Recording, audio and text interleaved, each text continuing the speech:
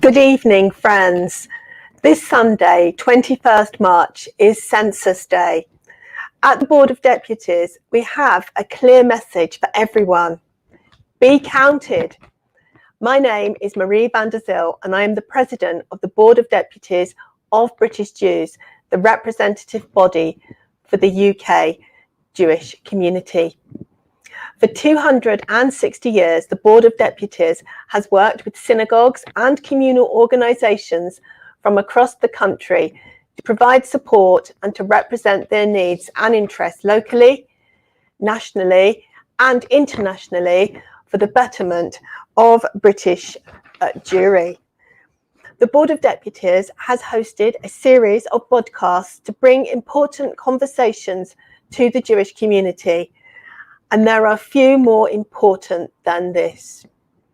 As British Jews, it is a legal requirement to complete the census and communal obligation to tick the Jewish box in order for local authorities and charities to understand the services which we all need.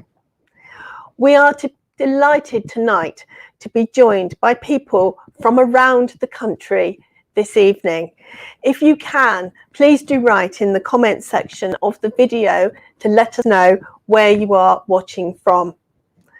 I would like now to hand you over to the chair of this evening's event, to our Chief Executive, Gillian Merron, now Baron Merron of Lincoln, who will shortly be leaving to go to the House of Lords. Gillian, I want to say a huge thank you for all that you've done for the Board of Deputies and the Jewish community in this, your very last podcast.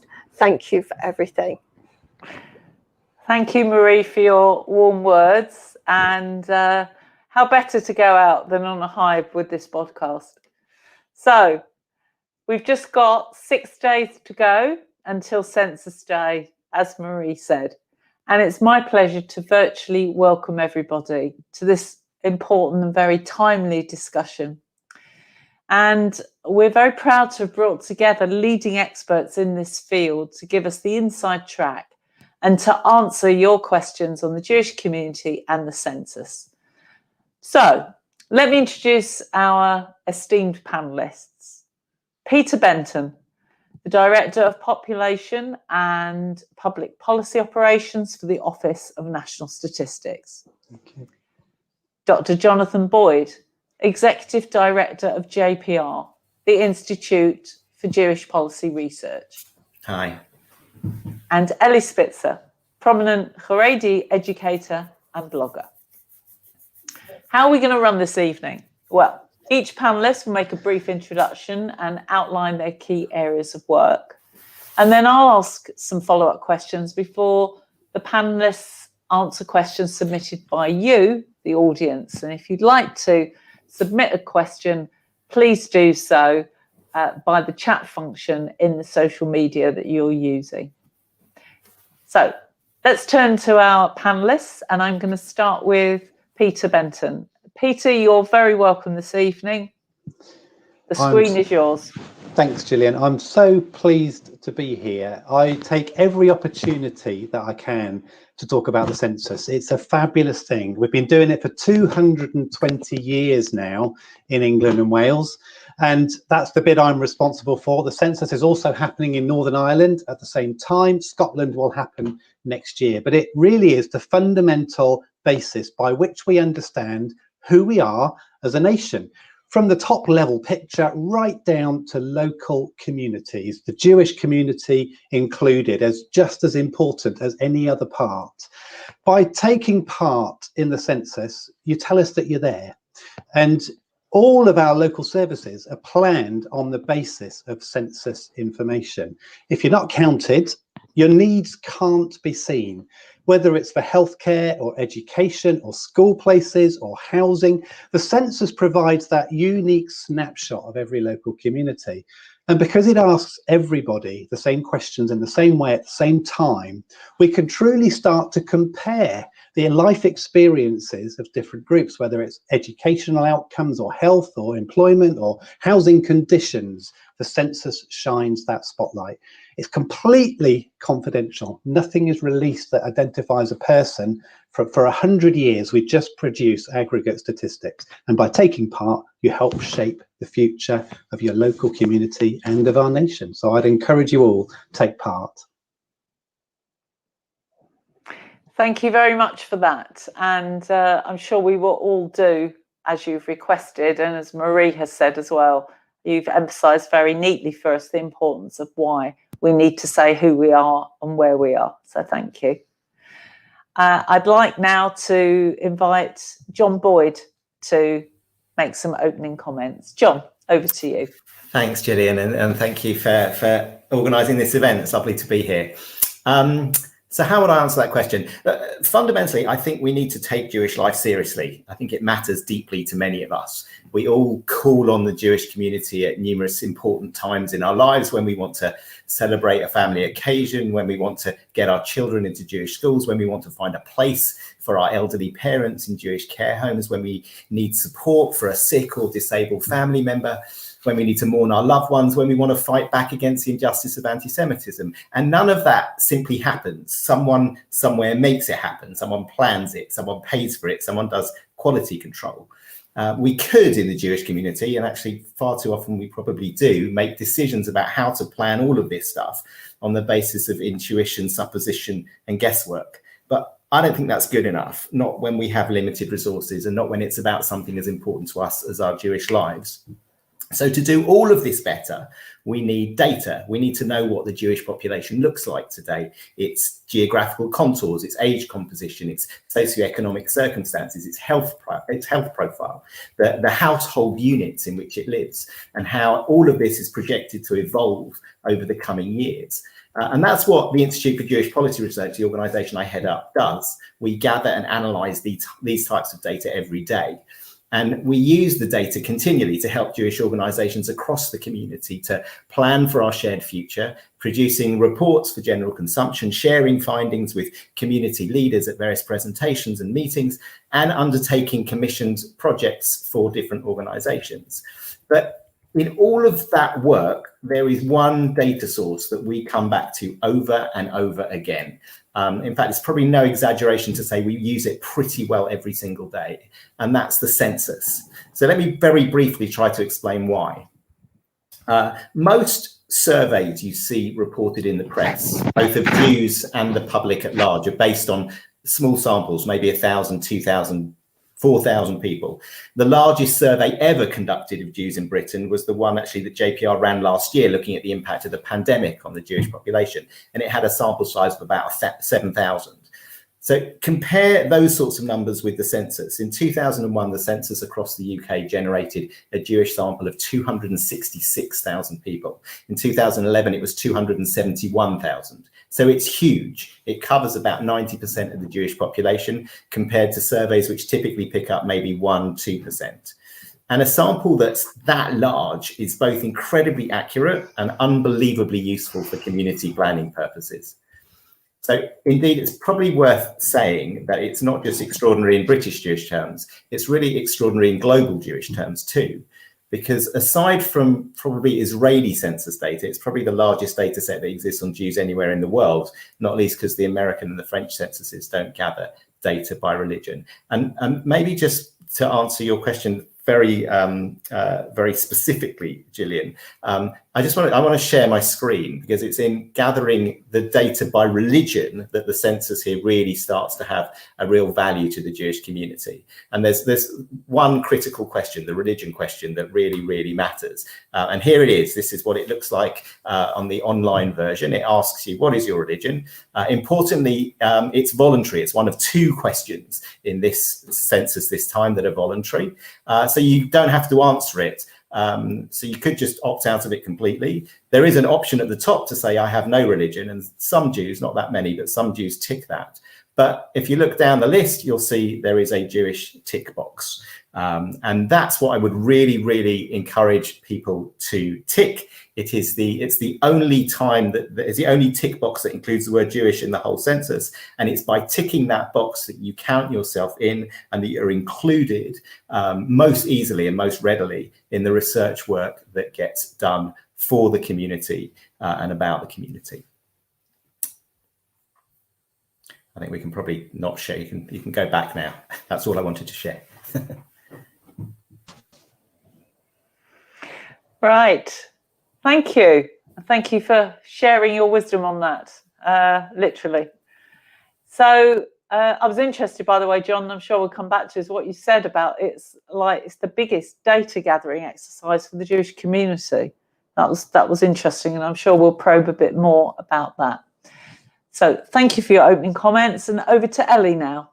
The screen is yours. Hi, hello, good evening.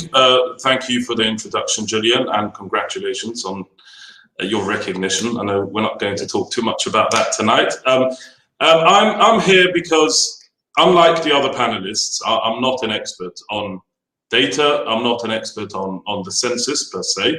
I did a little bit of reading and preparation in advance of this session, but I'm here as a member of the Haredi community in Stamford Hill. I should stress that I'm not here as a formal representative of any official body, but I know how difficult it can sometimes be to find members of my community to engage with events like these. And I think it is so important to raise awareness of the need for members in the Haredi Jewish community to engage with the census, complete the census, and also to do it properly by including taking the Jewish question, that I've agreed to contribute to this. By profession, I am a head teacher of a Haredi independent boys' school and all through school in primary and grammar school. I also comment on my community. I host a blog and a podcast, which gives me the advantage of speaking to many people and networking with many people, both inside the community and outside the community. And I want to, and I'm happy to share my insight on what I believe might be the barriers and might make it more difficult for people in the Haredi community to complete the census properly. And also to share why I think, and hopefully any members of my community listening or anyone in a position to influence the engagement of my community with this can perhaps understand why I think it is so important, perhaps even more important for a community with such unique characteristics compared to other communities.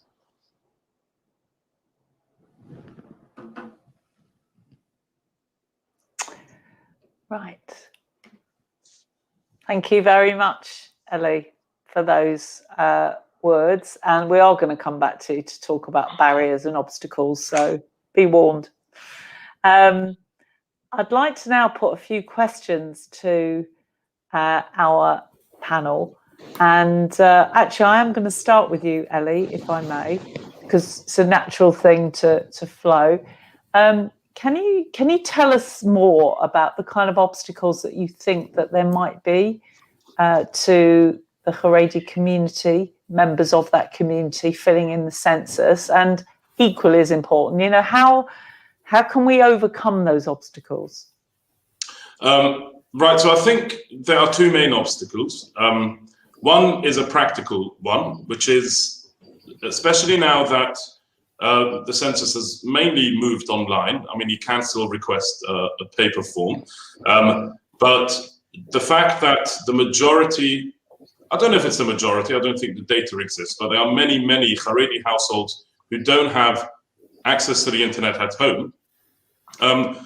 They do tend to have, probably the majority do find a way to access the internet if they need to, whether by using their workplace or local business centers and so on. That presents an additional obstacle. And then there is, of course, even with the paper forms, and this has been well documented, the fact that the form only allows for a starting position. It only assumes that the maximum number of members of the household is 6, and then you can request an additional form or an additional section to add any additional members of the household, which we have reason to believe, or at least the people I spoke to, both from the local authority and from the Interlink Foundation, which is sort of the main communal organization responsible for raising awareness of this and encouraging engagement, is that people often don't bother, even if they do complete the census on the form that they're given, they won't bother actually adding, requesting the additional form. I think that can actually be, I think we can come back later on what can be done, I think, to address some of those. But there's also, I think, perhaps an even bigger concern, which is the lack of awareness. I think there is a distinct lack of awareness of how important the census is, and how pretty much the way the United Kingdom is a very much centralized system, certainly when it comes to funding formulas, and the way the starting point for pretty much every funding decision, beyond the political decision to grant funding, but once the political decisions have been taken, the starting point in terms of the distribution of funding, from what I understand, is pretty much always driven by census data. And sometimes by the time it is trickled down to the local authority to actually put the funding into the front line, it can sometimes be too late to actually say, well, actually the data that you have isn't accurate, and we can prove that the actual figures are much higher using other data sets. It is too late, because by then the funding that they have for this particular project is already reduced by 40–50%, and therefore there's only so much to go around. And when you think of the number of different areas that affects these, well, it's anything from, of course, healthcare, education, road infrastructure, and so many other areas that really is driven by the census data, especially when it comes to a community like the Haredi community, where the median age is, I think, 14 or 15, and I think Jonathan could probably speak more to that, but compared to a national median age of 40 years old. So there are so many things that are so different about the Haredi community, and quite simply, if the census data isn't there, even if communal organizations and the JPR can then do their best to sort of push back against the existing data set, you're already on the back foot. And it won't always work if it isn't there as part of the ONS data. And therefore, I think there is a need to raise awareness of this and to promote it as much as possible. And I'm happy to contribute to that process, but I think it's important that everyone understands how important this is. That's very true. And actually, by joining us tonight, you're contributing. So thank you for your observations on that, Ellie, and the importance of raising awareness. But you give me a very natural jumping off point to talk to John now. And John, bearing in mind what Ellie just said, could you outline for us how the census data on the Jewish community flows into communal planning, for example, on education and care? Sure. Yeah, it might be worth just sharing the slides again, and I can show you. Let's just do that. Okay, and I have to move forward. All right, look at that, so clever. So let me just. As we've already said, the census covers lots of different issues, but I just want to give you an example of some age data, and I'll try and sort of take you through a process so you can see how it's used. This is a population pyramid for the Jewish population of England and Wales in 2011. If you're not familiar with population pyramids, there are a bunch of bars here. You can see the blues represent males, the orange ones represent females, and the bottom is babies or very young children, age 0 to 4. And as you go up, you get older and older. So you've got 85 plus at the top. And essentially, the further the bar extends from the middle, the larger that age group is within the population. So this is what the Jewish population looked like in 2011. But one of the things I love about population pyramids is when you look at them, you can instantly it instantly tells you something about the population. And there are a number of classic shapes. You can see them there in the bottom left. So when you see the one on the top left there in the corner, so the sort of very, very broad base, very thin top, that's lots of children, relatively few elderly people. That's typically a population that will grow very rapidly. The one in the top right is also kind of good broad base, narrow top, will also grow. Not quite as fast as the one in the top left, but nevertheless will also grow. When you see that sort of nice curved shape in the bottom left, that's basically a sign of a pretty stable population over time. And when you see it sort of curving in at the bottom, i.e. a sort of a drop off in the birth rate, really at the youngest ages, that's a sign that a population is likely to decline over time. So this is what the Jewish population of England and Wales looked like in 2011. It looks, I think, pretty close to the one in the bottom left, relatively stable. There's a bit of sign of growth at the bottom. But one of the things I would just highlight is if you look at the bar of 60 to 64-year-olds, And of course, those people are now 70 to 74 because this is 10 years old.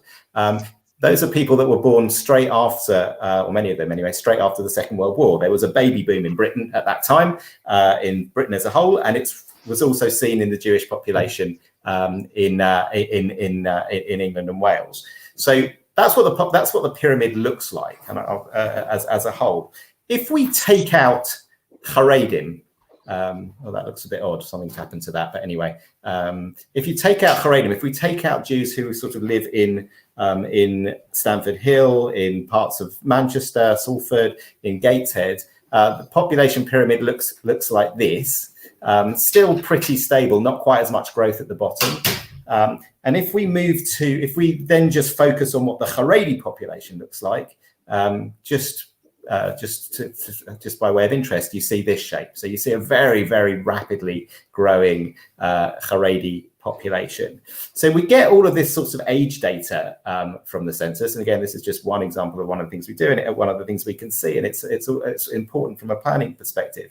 But age data can then be fed into the production of charts like this. This is from a piece of work that we did for Jewish Care.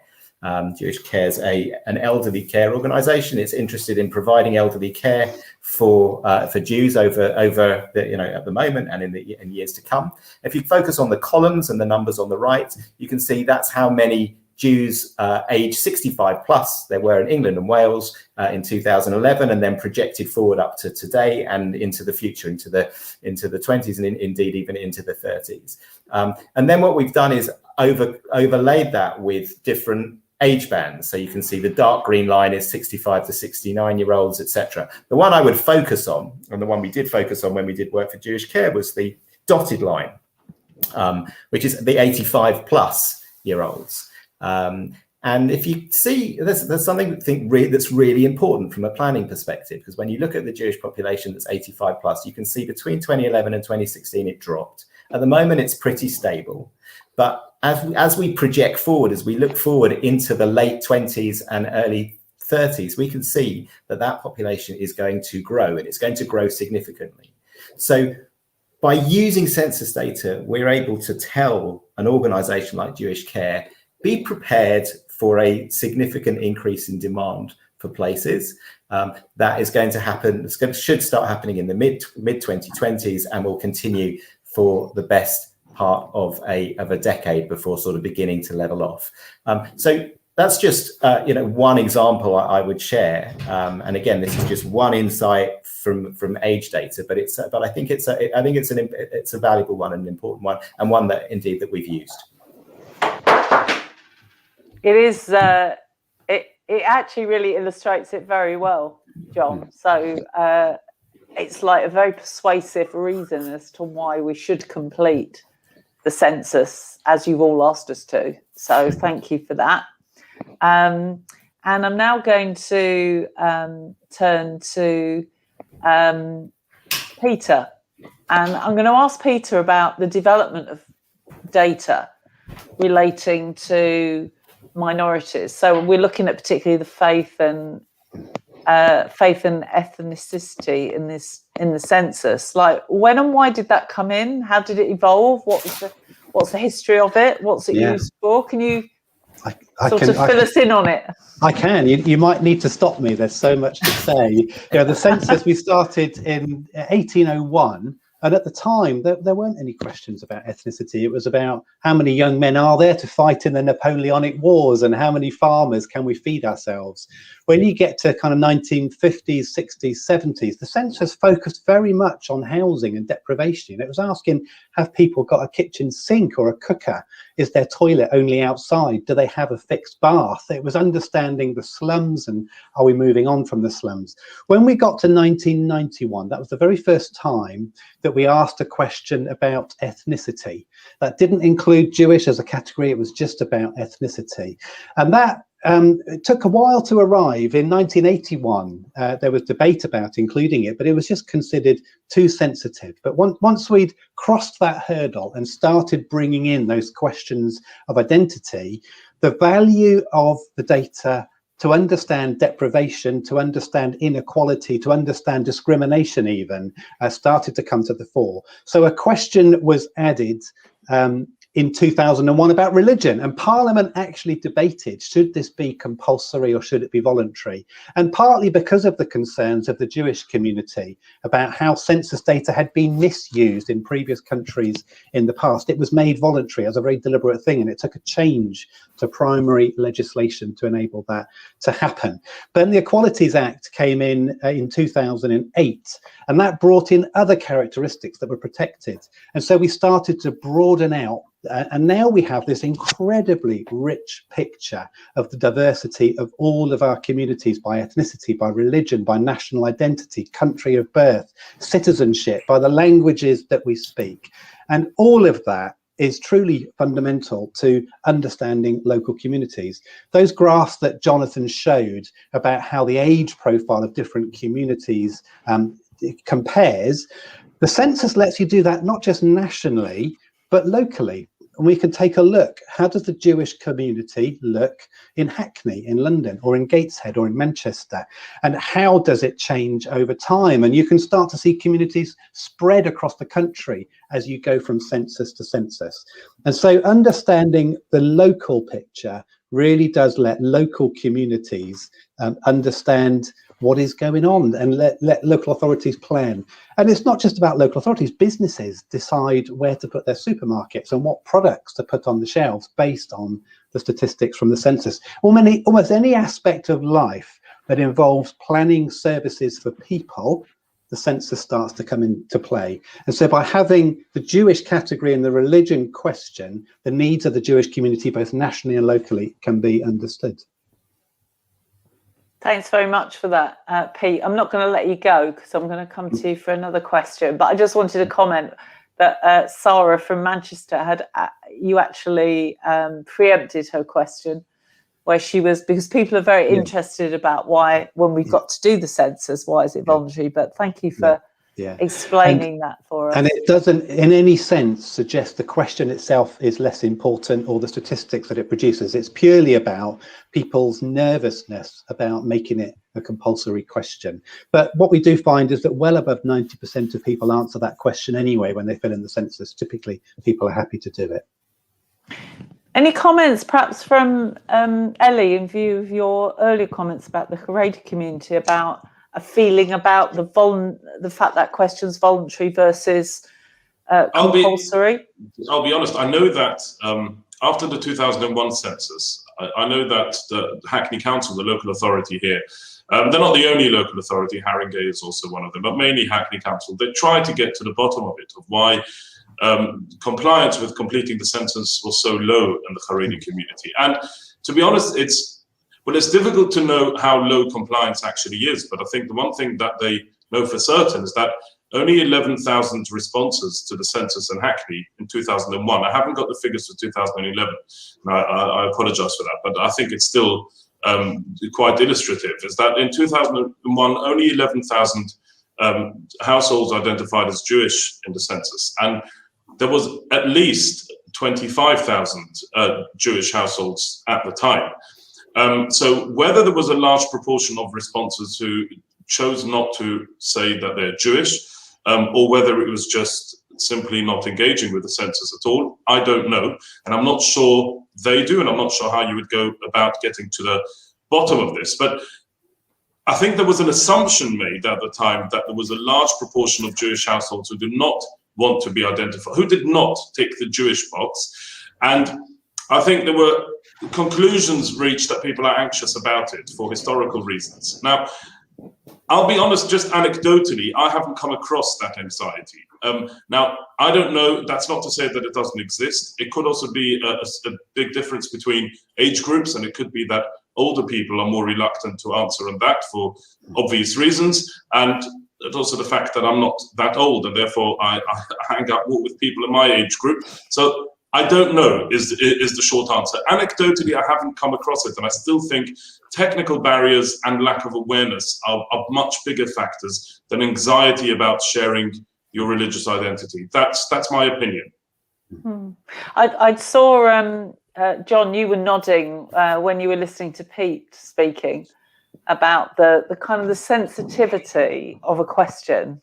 Is there anything you'd like to add to what Ellie and Pete have just said? I mean, I think, Pete's absolutely right. There was a lot of sensitivity both around the ethnicity question and the religion question. I mean, before the religion question was introduced in 2001, the Office for National Statistics consulted both actually with the Board of Deputies and with JPR on this issue, and I think everyone was very conscious that some people may feel a little uncomfortable about it, for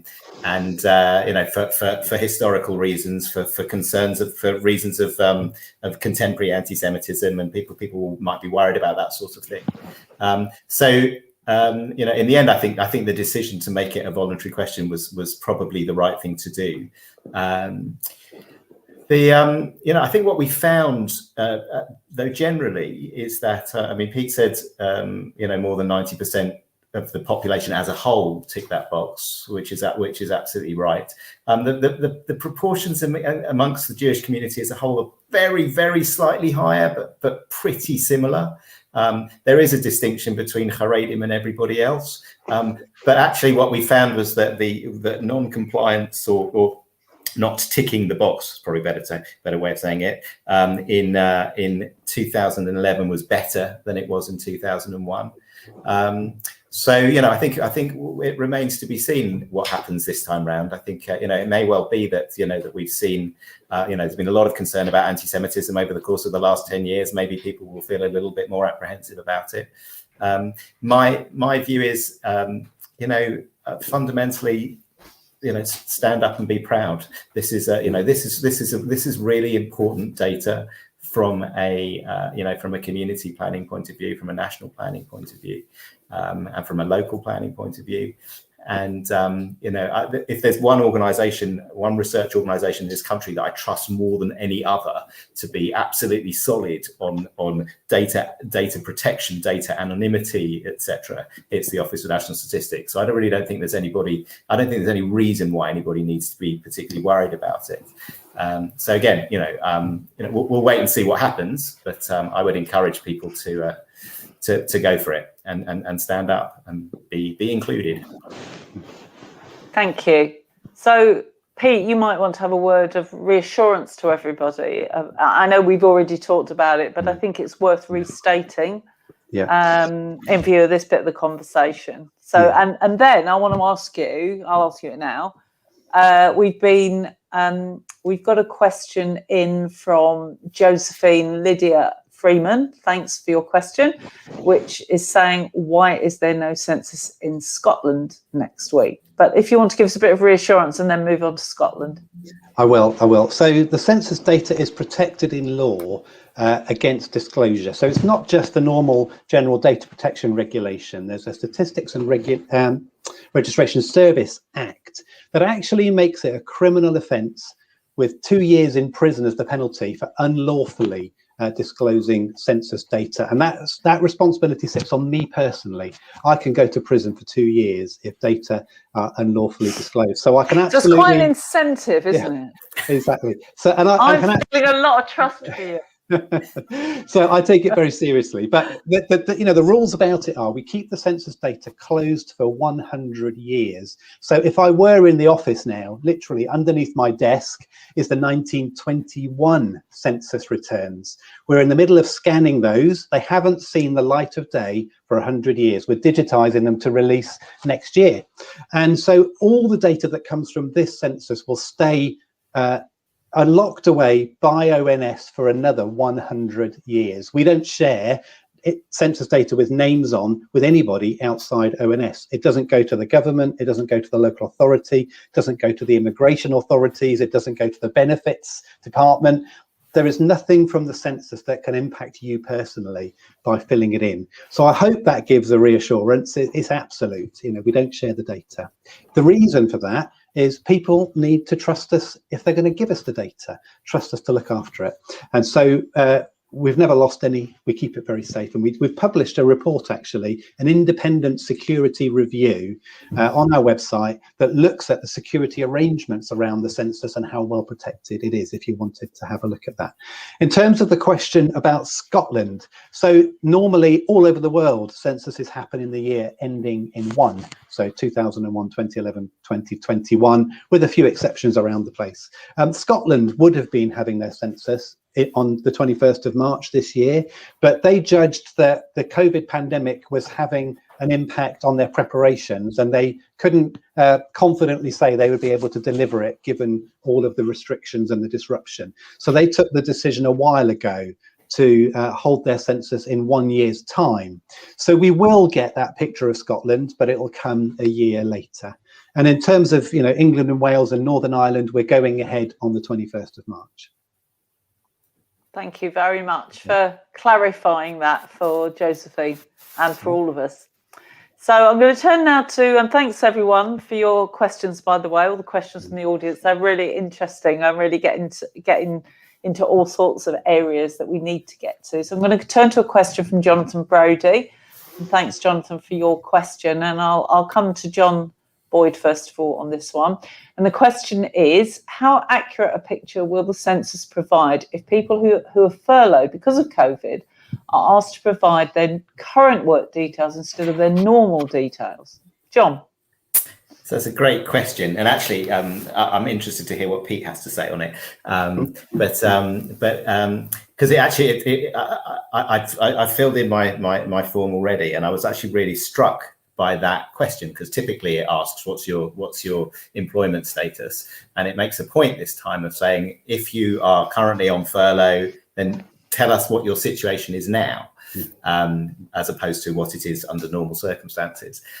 So I think this census is going to be, from an employment point of view, absolutely fascinating, because it's going to give an extraordinary snapshot of this moment in time, which of course is a historic moment. 2020, 2021, the pandemic will go down as a moment in history.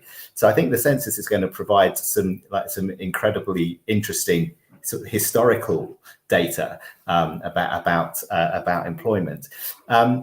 It will somewhat kind of distort our understanding of employment patterns, but of course, you know, the census isn't the only research exercise undertaken by the Office of National Statistics and others on employment. So, you know, there's the annual population survey, which tracks employment rates over time. We look at that regularly. So there is this sort of anomalous situation, but it's not it's not going to be a sort of a deal breaker. We will be able to track what happens in terms of employment within the Jewish population over time. In fact, I wasn't planning to talk about this, but we actually have a report coming out this week. It's currently with the press under embargo. It will be released tomorrow night. So you'll see it you might see it if it's picked up by the Jewish press anyway. You might see it in your Jewish Chronicle this week, which looks at the story of Jewish employment over the course of the pandemic, what it looked like pre and what it's looked like during. So there's some interesting data coming out on that issue. But I was actually intrigued by that decision, which I wasn't aware of until I filled out my form, and I'm quite interested to hear Pete's take on it. Over to Pete. Over to me. Yes. So the census says on the employment question, fill it in as the situation is now, and it gives a specific bit of guidance. If you are furloughed, tick the box that says temporarily laid off or off sick. So what we will see is how many people are currently employed. They've still got a job for, they can still write in what is their normal job, what's their job title, who do they work for, but at the moment they are temporarily laid off is the way it will look in the statistics that come out. So it will be a point in time, and next year things will change, and a year ago things were different. We debated, should we give the instruction, actually fill it in as it was a year ago, or should we give the instruction, fill it in as you think it will be in a year's time, so that you try and avoid that pandemic impact? As we thought about it, what we realized was actually trying to guess what the world will be like in a year's time is actually quite a hard thing. What will I have the same job? Will I have been laid off? Will I have had to look for something new? And Similarly, filling it in as it was a year ago won't reflect what's happening now or next year. So the best way to do it was to say, fill it in as it is now. And what we'll find is the census still gives that picture of who's employed and what jobs people are doing, but we will see how many are furloughed. And as John said, we're going to need to look forward and continue to update our statistics. The census is the only thing that gives us that really detailed snapshot of society, but we do surveys every year that will enable us to understand how the world is changing. So, you know, what better time as we've left the European Union, as we hopefully are on our way out of a pandemic, to get that baseline that says this is the world as it is, and then build policies that chart the way out of the pandemic and then track our way forward as we go. It's really interesting, isn't it? I'm sure that every census people, and we've had a number of people comment about how they were involved with the census collection of data in years gone by. And I'm sure every census people say, oh, you know, if you'd have said this to me 10 years ago, I never would have believed it. But who ever heard of the word furlough before? Yeah. And now we talk about it constantly, and we're going to be showing that. I mean, I think that's in it just one thing, quite remarkable. This really is a moment in time. Ellie, I'd like to put a question to you that's come in. And the question is, what changes do you think the census will show with regard to the haredi community compared to the last census in 2011? Well, I think obviously a lot of it depends on how successful the campaign to get people to complete the census would be. Because again, I think the difference that it could make, given how low we believe the take-up has been in the previous census or the one before that, I think the change that will be reflected in the census could be quite dramatic. I mean, we've already, I think the 2015 landmark report by JPR speaks of, I think it's a 4.8% annual growth in the haredi community. John can correct me if I'm wrong. Certainly 4.5, I think 4.8. So that in itself will contribute to a 50% increase in the size of the haredi community. I'm not sure if there are any other communities with the same growth rate. Maybe they are, but it is quite remarkable and quite dramatic, and something that has quite a significant impact for education planning, healthcare planning. It affects the local authority, housing, and so on. But of course, if the campaign to get more people to engage with this is successful, given that, and I know I spoke to Joel Friedman from the Interlink Foundation, and he tells me that Rabbi Pinter, the late Rabbi Pinter, it's almost a year since he passed away. For him, this was something that he campaigned quite a lot about, and he had strong reason to believe, again in the 2011 census, that, well, he said more than 50% of people either didn't complete the census or at least didn't identify as Jewish, and therefore he said that the local authority lost out on hundreds of millions of pounds of funding, and of course funding which affects the community. So again, if the campaign over the next week and a half or so to get people to engage with this is successful, I think we could say, I mean, one headline to come out of this data could be that the haredi community has doubled in size in the last 10 years. And I won't be surprised if that is one of the headlines coming out of this, because like I said, we already expect at least a 50% increase.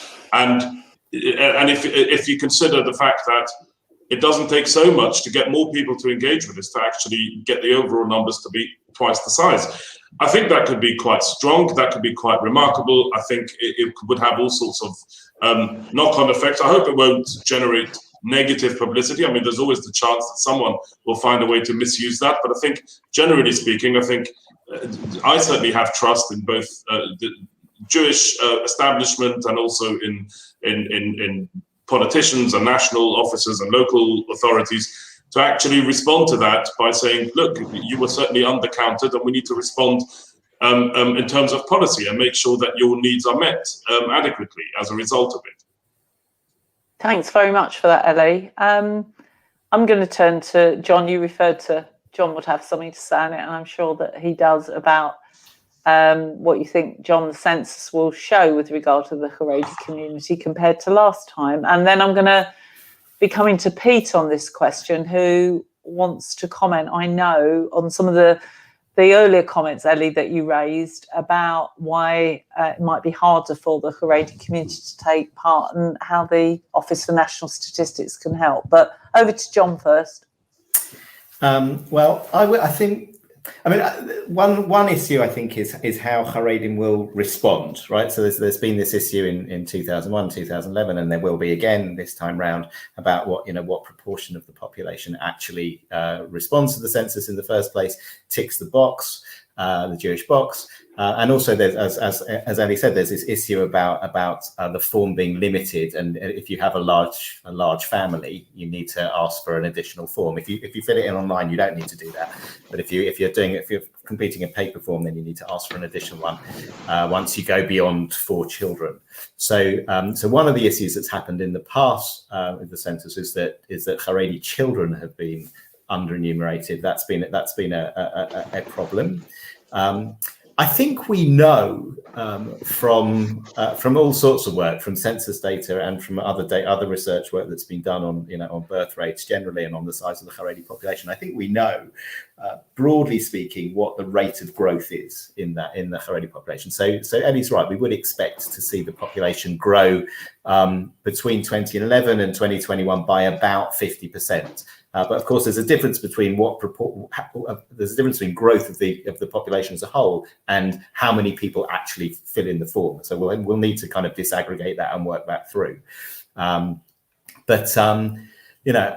As I think maybe the population pyramid showed you earlier, the Haredi population pyramid that I showed, this is a population that is growing very rapidly. In that study that we published based on census data in 2015, it did say that the rate of growth in the Haredi population was about 4.8% per annum. There are some that challenge that figure, suggesting it's a little bit too high. It might be, but what it essentially means is that the Haredi population is roughly doubling in size about every 20 years. And that's for 2 reasons. That's because of very high fertility. On average, Haredi women have 6 to 7 children. And it's also because of just normal mortality rates, right? This is a population that has very high fertility, but lives in a Western country with full access to the National Health Service. So lives a normal life expectancy. So you have normal mortality rates combined with very high fertility rates, and that prompts huge growth. So there's no question we'll see that growth, but there's a difference between the growth of the population and the issue of how many people actually end up responding to the census or ticking the box, and we'll have to work quite hard to figure that stuff out over the next few years. Thanks, John. Pete, thoughts about how to encourage engagement from the Haredi community? So I think Ellie set out 3 problems in particular. Firstly, the fact that many members of the Haredi community don't use the internet or don't have easy access to the internet, at least. That we've talked about the question of how long a form you need for larger families, and also the issue of just general awareness of why the census matters to all communities, but particularly the Jewish and the Haredi community within that. So firstly, on the online bit, there's plenty of help if people want to go online. Local libraries are offering support. We've set up our own assisted digital centres locally, and most of those actually are able to open despite the COVID restrictions. We managed to get it written into some of the Cabinet Office guidelines that those centres can open, so they're available, but I recognise that won't service the needs of most people. In terms of the continuation questionnaires, yes, the paper questionnaire actually now only has space even for 5 people. So if there are more than 5 people in the family, you will need to ask for a continuation questionnaire, but it's easy to get one.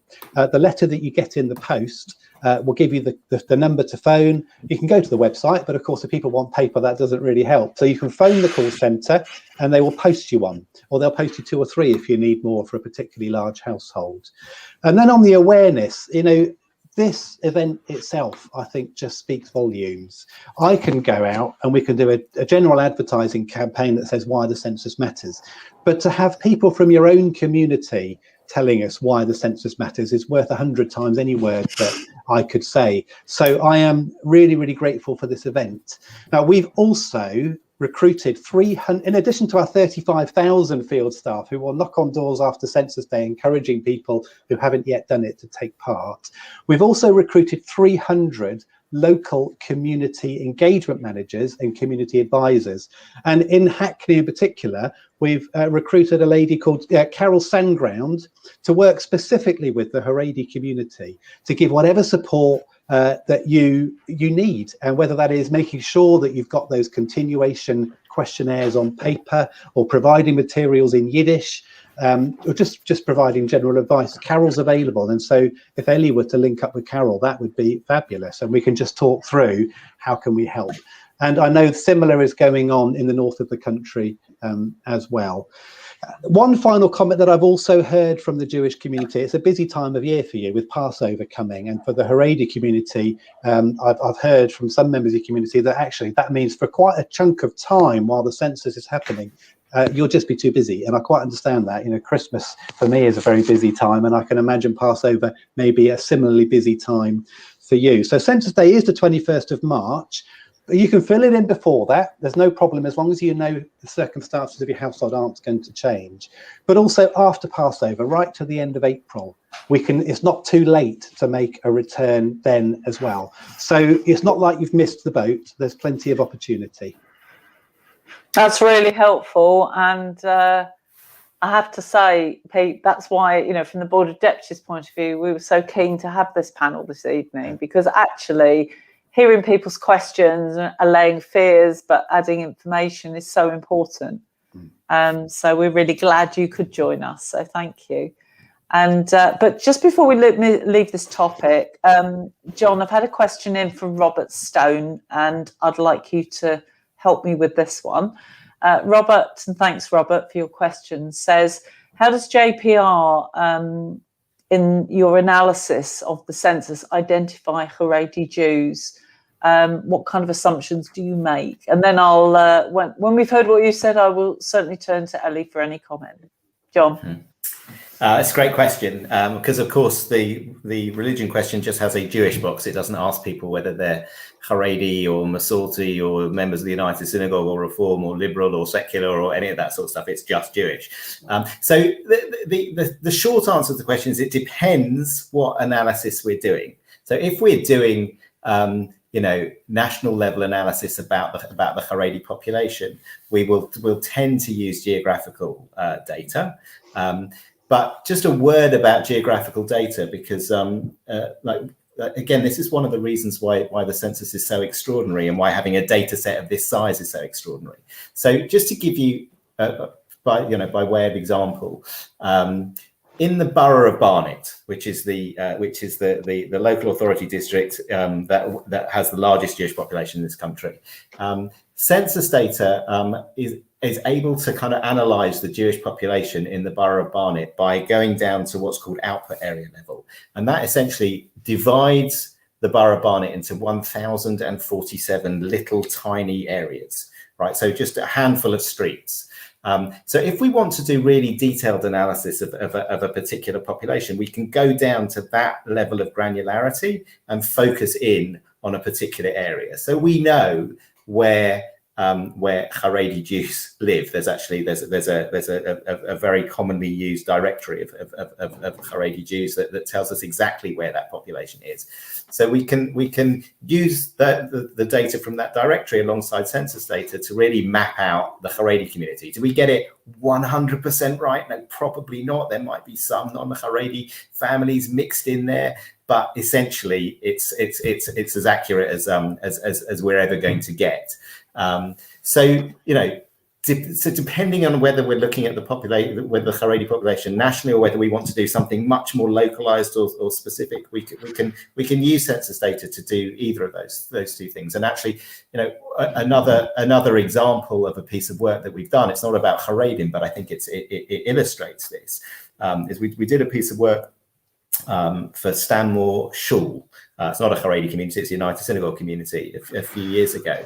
And what we were able to do for them was draw a map which showed them exactly how many Jews live within half a mile, a mile and a half of their front door, and what the age profile of that Jewish population is, what the economic profile of that Jewish community is, what the health profile is of that Jewish community. So you can really use these data to draw up very, very detailed and extraordinary maps that are incredibly helpful for planning. So when it comes to Haredim, if we're doing a very localized piece of work, we might want to really focus in on all that output area data. When we're doing, more national level analysis, we probably don't quite need that level of granularity, but it's available for us if we want it. Thanks, John.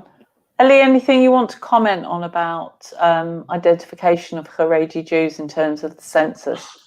Well, only to say, first of all, and I think this is probably to be expected, whenever it comes to labeling anyone, it will always inevitably be contentious when it comes to, because of course there isn't sort of a central membership committee to sign up and you get a card of being a member of the Haredi community. There's a spectrum, and at some point there'll be some overlap, and then you've got sort of so, John would know all about these sort of little tensions. And I think Stamford Hill, for example, it's probably a lot easier because it's much more monolithic, the community, in terms of the Haredi identity. Again, it doesn't include everyone, but pretty much everyone. Barnet becomes trickier. But I think John would agree with me here. And I remember speaking to a couple of John's members of staff working for JPR, and the starting point for any think tank who's going to look at data is always the census. Now, of course, JPR and anyone else who's done work on Haredi, on data in the Haredi community, is aware of those, of the fact that they are undercounted, and they would compensate for that by using, for example, the telephone directory or the weekly announcement of births, which is used to contribute to that. But I think that in itself illustrates that you can never compare a starting point which might be flawed and then having to mitigate for it to a starting point which is much healthier, much more accurate. And therefore, again, I think in order to get this right, I just get the feeling from everyone I speak to that the census is the starting point, and without it, and with that being deeply flawed, it is almost inevitably that any follow-on work with all the mitigation and everything else taken into account will also be flawed. So that's the only thing I would add. But other than that, of course, John is the expert on this, not me. I'm sure he appreciates that vote of confidence. Thank you. I have a great team of people working with me, so they actually have the real expertise. I just do the front man show. We're happy you do, and we thank your team as well, of course, John. I'm going to come to Pete for a different question. I've had a question in from Jonathan Haskell. Thanks, Jonathan. And the question is, can you reflect on what we can learn from others? For example, response rates. What can we learn from other religious groups in the way that they've reacted to the census? It's quite an interesting follow-on from the debate we've been having. So what we know from the census is response rates tend to be lower from the non-white British population. So the white British population kind of feel part of the mainstream, I guess. And whether it's a breakdown by ethnicity or religion or the languages people speak, often the response rates are somewhat lower. Now, we do have a way of understanding our undercoverage in the census. So who have we missed? What types of people? And we actually adjust the results. So the statistics do our best to represent the whole of every community, despite the fact that we miss a few. I won't go into all the detail of how we do that, but if you're interested, there's a little booklet called Trout, Catfish and Roach. You can Google it. It's the only booklet of that name that comes up. And just read the first page. It'll tell you how we do it, and then we make adjustments. But nonetheless, there's nothing that beats counting people properly in the census and getting a good response rate. And what's lovely about the religious community right across the spectrum is people like you have recognized just how important the census is to their community, whether it's nationally or locally. So I've done a similar event like this on television on 2 different channels for the Sikh community, with members of the Sikh Assembly talking about why it matters for Sikhs to be counted, both in the religion question and potentially in the ethnicity question. I met with the Muslim Council of Britain on a video call that's on YouTube on Saturday. And again, they encourage their community to take part, and they're putting on events in local mosques. The humanists really care about the census, and they want people to tick the no religion box so that we don't overcount the population of Christians in their view. So whatever religion, people have really got behind the census. And just on Thursday, I'll be on the One Show on BBC One with somebody from a Hindu temple. Again, just to say it matters that we're counted. So I don't think there are necessarily lessons that you can learn. What I would reflect on is that actually right across the religious spectrum, different groups have recognised just how important the census is. And the message I've been giving to all of them is, it's all very well me saying the census matters, but when it comes from your own community, your own local leaders in your own local synagogues or other religious, establishments for other groups, that's the best way we can get the message out. And I just welcome this conversation. It's fascinating to hear, and we're all really impressed you're on the One Show. Although, here's the question: is that because you're on the Board of Deputies podcast today? Is that where they picked it up from? That'll be why, I'm sure. That'll be why. Well, we wish you well with it. You've given me a good point, actually, Pete, to move on to. We've had quite a few comments in about the issue of ethnicity. So let me put a question to our entire panel, but I'll start with John in terms of an answer. Here's the question. Jewish is an option under the religion question, but not under the ethnicity question. There's a lively debate going on about the wrongs and the rights of this, but it's a settled question for this census. You've all been very clear about people ticking the Jewish box under religion, but what would you recommend under the ethnicity question? John? Good question. Look, the only place that the word Jewish appears in the census, as I said earlier, in terms of a tick box, is in the religion question. So that's the important one to tick in terms of generating readily available data to utilize for community planning purposes.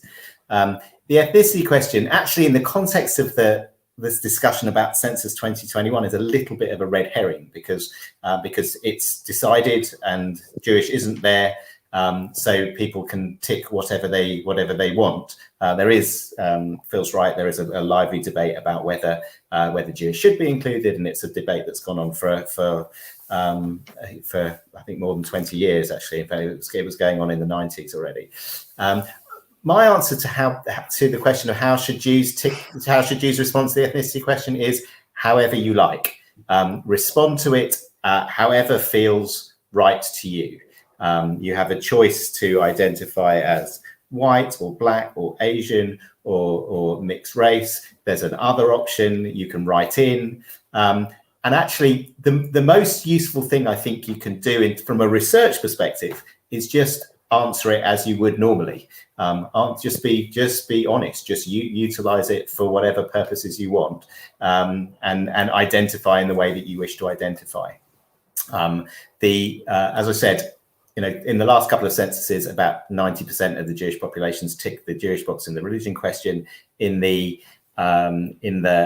What we found in 2011 was that about 10%, just over 10%, 11% maybe of the Jewish population wrote in Jewish, but most of those people, I think, also ticked the religion box. So it didn't actually add very many to the Jewish population. It added about 3% overall to the Jewish population, people who didn't tick the religion question, but did write in some version of Jewish in the ethnicity question. But the simple answer to the question, from my perspective anyway, from a research perspective, is do whatever you want to do with the ethnicity question. I really don't mind. What I care about is tick the Jewish box in the religion question, because that's the data that's going to be really, really helpful for the planning of the community. Thanks, John. Pete, what are your comments on this subject? I couldn't have put it any better. It's a self-defined question, and it's up to you to identify as you wish. I'd reinforce John's point that the Jewish community tend to tick the Jewish box in the religion question, and so by not writing Jewish in the ethnicity question, typically we're not missing people. what we're capturing, if people put anything other than Jewish, is how people see themselves and what the diversity is within the Jewish community. And there's write-in options actually under all of the categories. There's white, and you can write in other white, you can write in other black, other Asian, or just other in the round, or other mix. You can describe yourself in any way you like, and you have the freedom to do that. Thanks. Ellie, any comments on this? You need to unmute. Oh, thank you. There you are. Yes, I mean, I think the one thing where I would disagree with John, I think this is a debate in the Jewish community that goes back at least to 18th century Germany. This is not something that started in the 1990s. But I think, from my observation, I think it has two important areas where it matters. So for non-religious Jews, this is a very important question. And I think taking the option of Jewish under religion only, and I think one of the comments that just popped up actually makes that point, that if the only place where you could identify or flag your Judaism is under religion, and if that doesn't work for you because you feel strongly that you're not a religious Jew, but you are a Jew by ethnicity, that will be important. But of course, as John said, in terms of how the ONS will be gathering the data, it doesn't matter that much. I think it would be more of a protest vote, just to say, pay attention. If enough of you tick that, then maybe we'll consider it for next time. But it also has another, and this is from my experience from working for one of the local charities in Stamford Hill, volunteering for that charity and helping them with grant writing and so on, is that there are an increasing number of funders which would make funding, in order to meet the criteria for charitable funding, it would be contingent on belonging to an ethnic minority. And I think that is something which could have quite a significant impact on whether or not Jews are seen as an ethnicity or not. Now, again, how you respond to this particular census doesn't have any impact on whether funders see Jews as a separate ethnicity or not. But I think it is quite an important topic, and I think it will continue to be debated. I noticed that the way the form has been put together, certainly the online form that I completed, is that it sounded like the ONS were quite keen for people not to come up with their own ethnicities. And I think it was quite buried the way that you'd actually go about describing yourself as Jewish by ethnicity. You had to sort of, it's not one of the drop-down menu, then you have to go into other, which includes Arabs or other, and then within that, until you actually get to it. So I think it's designed to put people off from doing that. I'm not sure. But that's how it came across. I don't know if some conspiracy theorists will say the Arabists at the Foreign Office have meddled with it. I don't know. I'm joking. But I could see why it would be quite important to people. And again, as John said, you have to be honest, and you have to. But for someone who hasn't got a strong opinion of this, I added Jewish under my ethnicity, and among friends, I would encourage them to do the same. Well, thank you all for that. It is, and the lively debate will doubtlessly continue. Amazingly, we're coming to the end of what is a fascinating panel discussion on such an important and timely issue.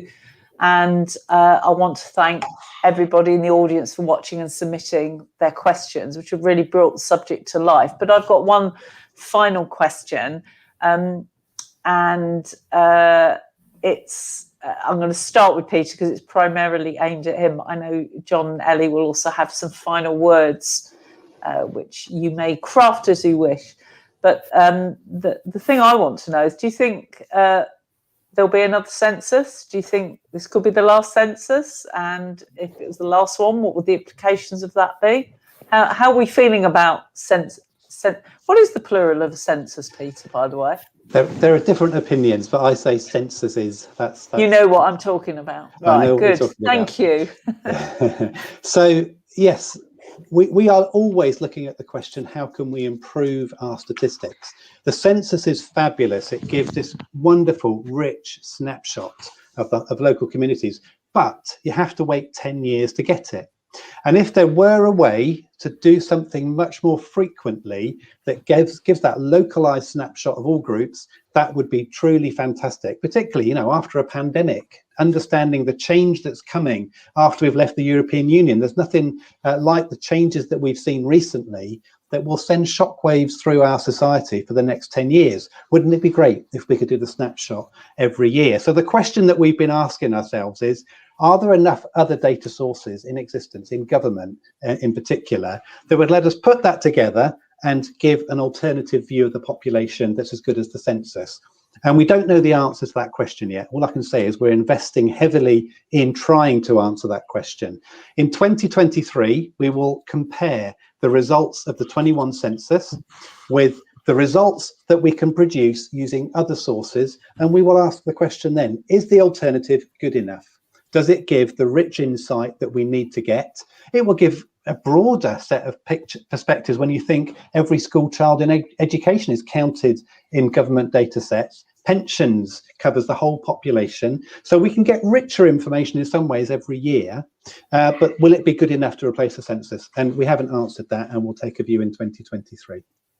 Thanks very much. Ellie, what do you think about the census continuing? Well, I think my prediction is that there will be a census. I mean, as long as people still get onto rowing boats and count the queen swans every now and again, I think it'll take a while until they do away with it. Look, I understand, of course, that, as Pete said, and I think I saw something on the BBC about this, about looking at what the alternative looks like and whether it satisfies all of the needs, and a decision will be made based on that.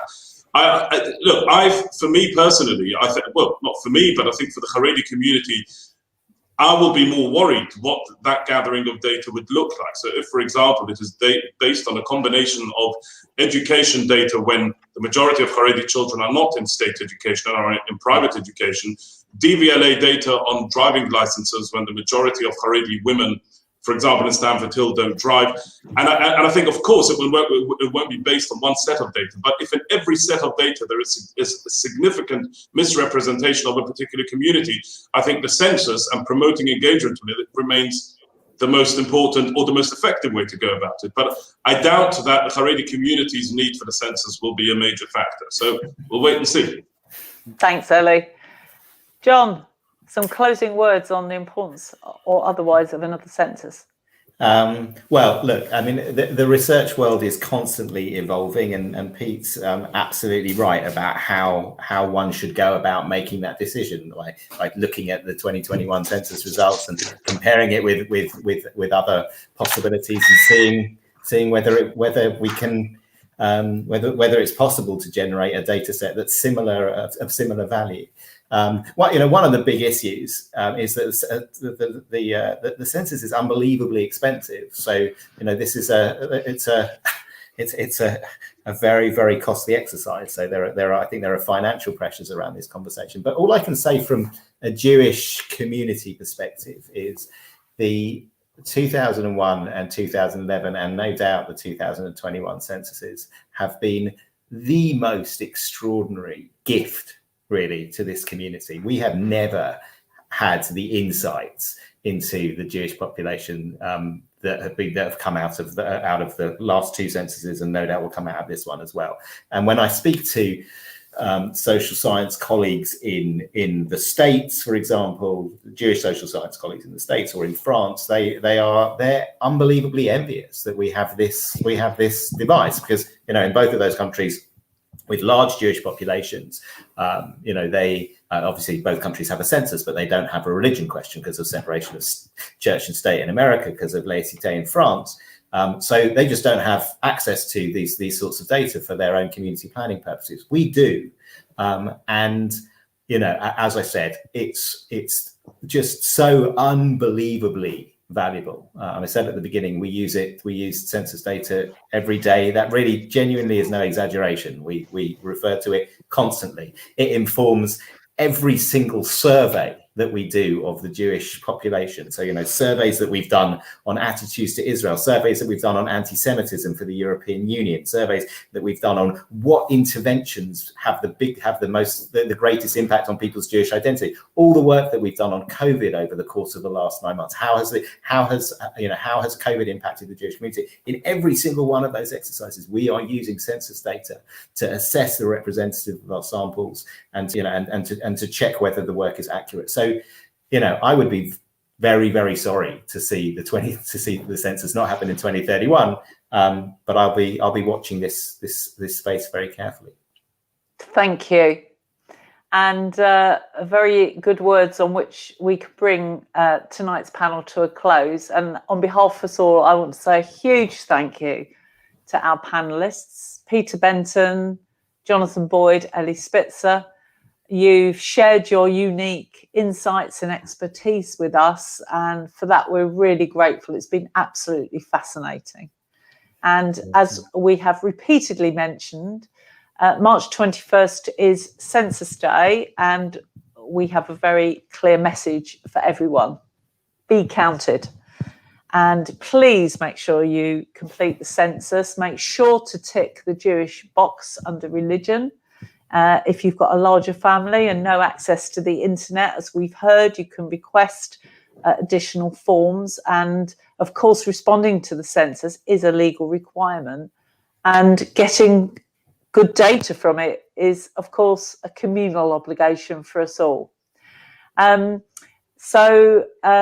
On this and on anything else, if you'd like to be kept up to date, if you'd like to support the vital work of the Board of Deputies, please make a donation to us, and also please sign up for our community briefing, and our website address should be displayed on the screen now.